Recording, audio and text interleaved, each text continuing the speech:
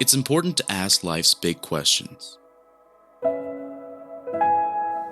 What is my purpose?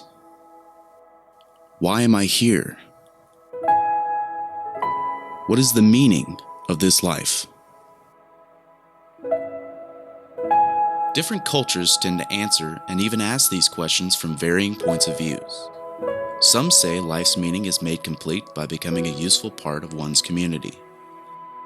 Others think life's purpose is demonstrated by individual success and achievement. A nice house, a new car, model family, and honorable reputation brings meaning to life. Others still answer this by striving to make all their desires come true. Anything that makes me feel good is what life's all about. If you could get all you desired, in material wealth and pleasures, status or fame, in community or individually, would that make you happy? Would that fulfill life's question on meaning? Consider this simple example regarding riches. How many pairs of shoes have you owned? A pair first bought does not take many weeks before showing wear, and soon thereafter seems worn down. Time for some new shoes. The same is somewhat true with all we own. Look at your own body. Reflect from the time you were an infant until now. Your body continues to age and will someday die. We, like our possessions, pass away. As he came from his mother's womb, he shall go again, naked as he came, and shall take nothing for his toil that he may carry away in his hand. This also is a grievous evil. Just as he came, so shall he go. And what gain is there to him who toils for the wind? Is this brief existence all there is to it? What an unpleasant perspective this is. How much do you know about your great-grandparents, their names? Even the small percentage of people who become wealthy or famous, most are forgotten after 3 to 4 generations. A depressing thought, yes, but it can lead us to re-examine the question, what is the meaning of life? Accepting the simple fact that you will die is essential in order to prioritize what is most important. The book of Ecclesiastes ends with the biblical perspective of this question when it states, "The end of the matter, all has been heard. Fear God and keep his commandments, for this is the whole duty of man.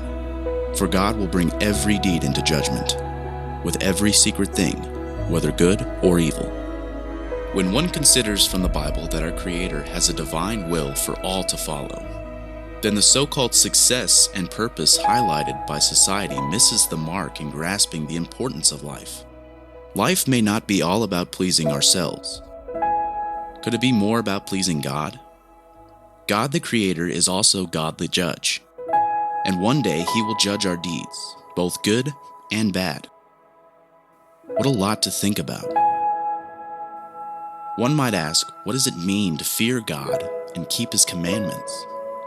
Well, to better understand, let's look at a contrast as mentioned in Ephesians.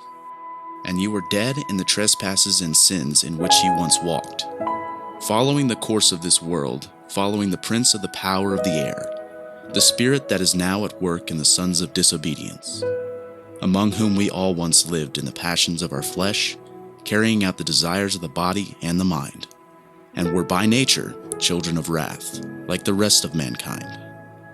The unfortunate truth is that the wisdom of the world plays on our desires to please the temporary passions, and yet this does nothing more than set one up for failure for the day of judgment.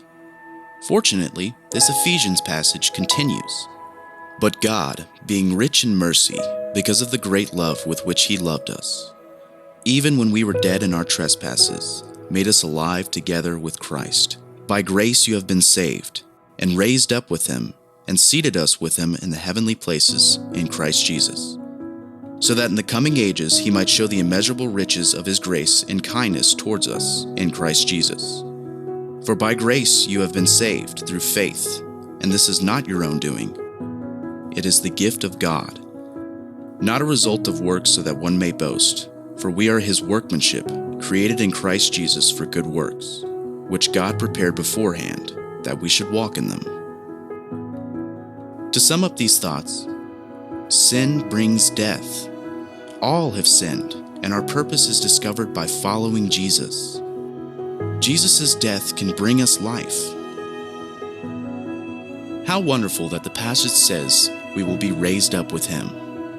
Death is something that is feared, but those who have been made right in Christ should no longer fear this death, since he has promised that we will be raised from the dead.